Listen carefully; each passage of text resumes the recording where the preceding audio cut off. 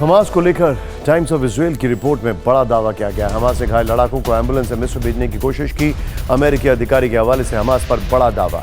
Hamas ने पिछले हफ्ते भी लड़ाकों को एम्बुलेंस से भेजा था।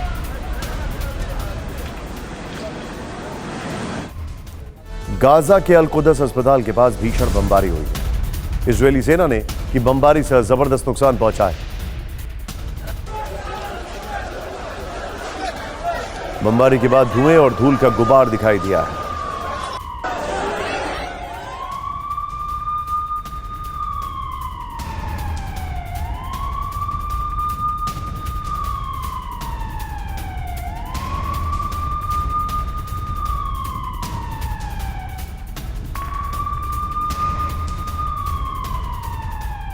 संयुक्त राष्ट्र संघ महासचिव एंटोनियो गुटेरेस गाजा पर हो रही बमबारी को लेकर लगातार चिंता जता रहे हैं, लेकिन हैरानी की बात यह है कि संयुक्त राष्ट्र संघ की बातों का इजराइल पर कोई असर नहीं हो रहा है।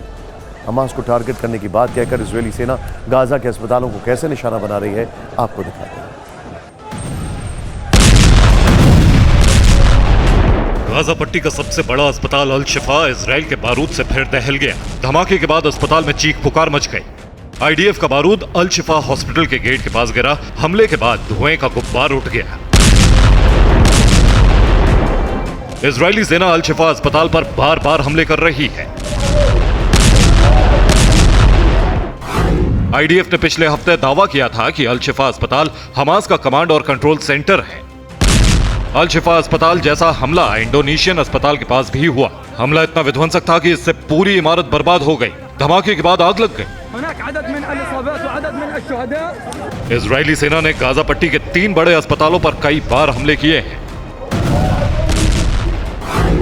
सबसे ज्यादा हमले गाजा सिटी के अल शिफा और अल कुद्स पर हुए हैं। इसी के साथ उत्तरी गाजा के इंडोनेशियन हॉस्पिटल पर भी कई हमले हो चुके हैं। इन हमलों ने अस्पतालों को भारी नुकसान पहुंचाया है। ऊपर से तेल की कमी ने अस्पतालों की हालत खराब कर दी है। इस वक्त गाजा पट्टी के अस्पतालों में तेल और दवा की भारी कमी है। गाजा में 35 में से 16 अस्पताल काम नहीं कर पा रहे हैं। बिजली नहीं होने के बाद कुछ अस्पताल जनरेटर से काम चला रहे हैं, लेकिन तेल सप्लाई ठप है, जिससे जनरेटर बंद होने के कगार पर है। उत्तरी गाजा के कमाल अदवान अस्पताल में बिजली संकट काफी गंभीर हो गया है। अस्पताल के प्रमुख अहमद अल कहलोट के मुताबिक अगले 24 घंटे में तेल खत्म हो जाएगा, जिसके बाद जनरेटर काम करना बंद कर देंगे। जनरेटर बंद होने के बाद वेंटिलेटर, डायलिसिस और ऑक्सीजन पर निर्भर मरीजों की जान पर खतरा बढ़ जाएगा।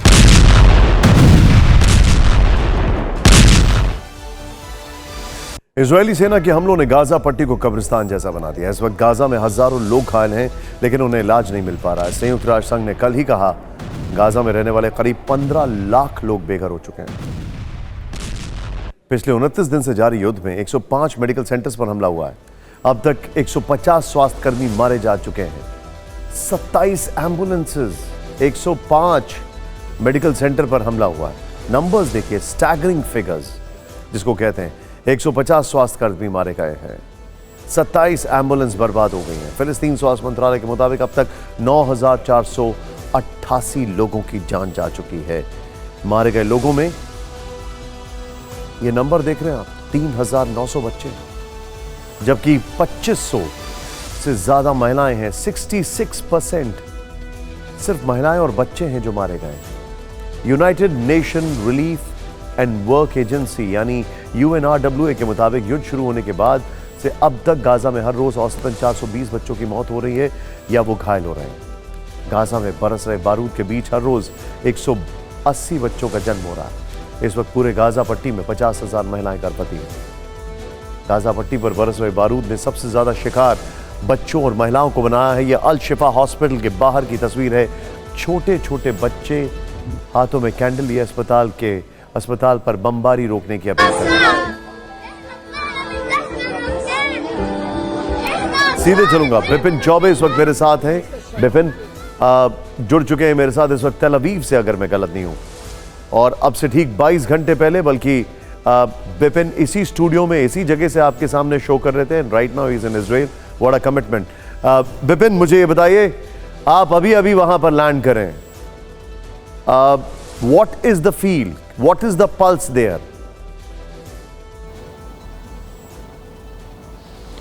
और देखिए, तेल अवीव की अगर बात करेंगे निशांत आप, तो यहां वो जो राष्ट्रीयता है वो यहाँ पर लोगों में नजर आती है और लोगों में किसी तरह का रिग्रेट नहीं है कि हमास पर जो हमले हो रहे हैं, जो तस्वीरें हम दिखा रहे हैं, स्वाभाविक है कि मानवता को शर्मसार करती है ये तस्वीरें कि बच्चों की गलती क्या है, अस्पतालों की गलती क्या है, बुजुर्गों की गलती क्या है, महिलाओं की गलती क्या है। लेकिन इजरायली लोग ऐसा नहीं सोचते। उनका साफ तौर से कहना है कि हमारा देश शांत बैठा था, हम पर युद्ध थोपा गया और युद्ध थोपने वालों पर उस जमीन को जब तक हम समतल नहीं बना देंगे तब तक हमारा ऑपरेशन नहीं रुकेगा। यही पीएम नेतन्याहू का संदेश है और यही टॉप टू बॉटम मैं जो स्थानीय लोगों से बात कर रहा हूं, टैक्सी वालों से, रेस्टोरेंट वालों से बात कर रहा हूं कि आप इस युद्ध को लेकर क्या सोचते हैं। तो यही लाइन जो मैंने कही वो वही लाइन को ड्रॉ कर रहे हैं कि जो हो रहा है वो बेहतर हो रहा है, हम पर युद्ध थोपा गया और युद्ध थोपने वालों को माफ नहीं करना चाहिए। ठीक है, मैं सीधे चलूंगा यहां पर। मेरे साथ जनरल के सिन्हा सर मौजूद हैं। सिन्हा सर, एक पर्टिनेंट क्वेश्चन जो है वो ये है कि क्या ऐसा लगता है आपको कि क्योंकि आपने गाजा सिटी की बात की, गाजा सिटी एक फाइनल हॉल्ट होगा जिस तरीके से इजराइल के ऊपर प्रेशर आ रहा है और गाजा सिटी पर कब्जा करने के बाद apparently they will draw a line कि अब इसके नीचे जो है वो फिलिस्तीन है, गाजा सिटी तक हम रहेंगे। क्या आपको ऐसा लग रहा है? मैं हाइपोथेटिकल सवाल पूछ रहा हूं। देखिए निशांत, यदि आप गाजा की कंप्लीट ज्योग्राफी को देखें और जिस तरह से वहाँ 8 बड़े कैंप हैं, रेफ्यूजी कैंप्स हैं जो कि यूएन चलाता है, उनके 17,000 लोग हैं, वहाँ रेड क्रॉस है। आप ये बताइए 2005 के बाद ये कैसे इन्होंने 500 किलोमीटर टनल बना ली, कैसे इतना बड़ा असला कर लिया पूरा वहाँ पर। इसके अलावा देखिए जॉर्डन से जो शिफ्ट हुआ है, जो बैंड ड्रग्स हैं उसकी कारोबार नीचे चलती है। जितने ये चीज़ें नहीं आ रही हैं टीवी के अंदर, ये नहीं आ रही हैं खबरों में। अब आप बताइए इसको आप मोटे तौर पे नॉर्थ गाजा सिटी, उसके बाद आप नीचे में 2 जगह यदि आप लेते हैं, इनको बांटते हैं, तो आप देखिए जो खान यूसुफ का इलाका है वही तो मेन अड्डा है, वही उनकी इंट थी वहाँ एजेंसीज। वहाँ का जो ये मोहम्मद सैफ है, दाइश है, वो वही का रहने वाला है वो।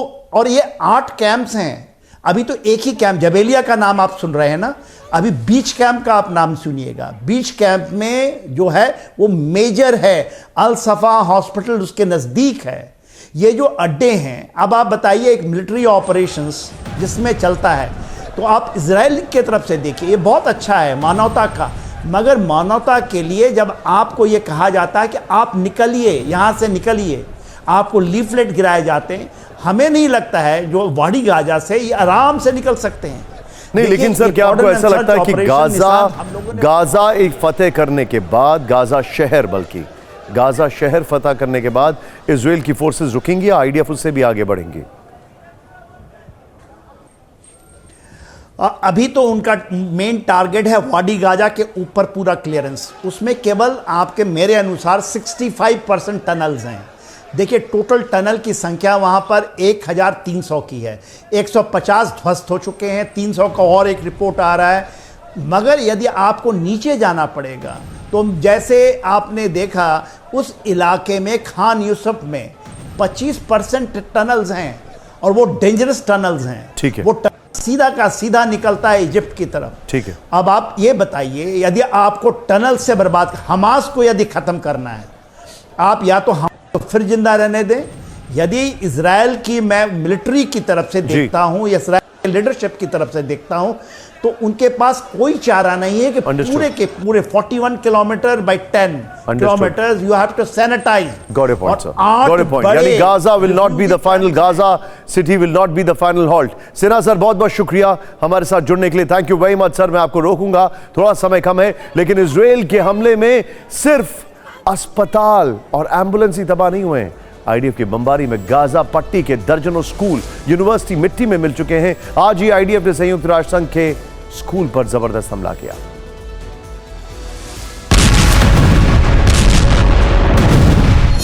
ये इजरायली सेना के हमले की नई तस्वीरें हैं। इजरायली सेना के हवाई हमलों ने गाजा पट्टी के अल फकरून स्कूल को हिला दिया।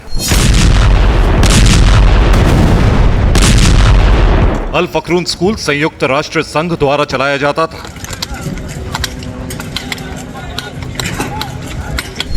इजरायली सेना के भीषण हमलों के बाद से गाजा के यूएन स्कूल में हजारों लोगों ने शरण ले रखी थी। हमले के वक्त यहाँ हजारों लोग मौजूद थे।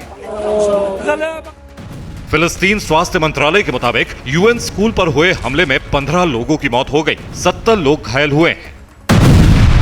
यूएन स्कूल पर हमले से कुछ घंटे पहले ओसामा बिन जायद स्कूल पर भी इजराइल ने बमबारी की थी। इस स्कूल में भी लोगों ने शरण ले रखी है। इस धमाके में भी कई लोगों के घायल होने की खबर है। इजरायली सेना ने 29 अक्टूबर को गाजा के ताल अल हवा में स्थित अल अजहर यूनिवर्सिटी को हवाई हमले में बर्बाद कर दिया था।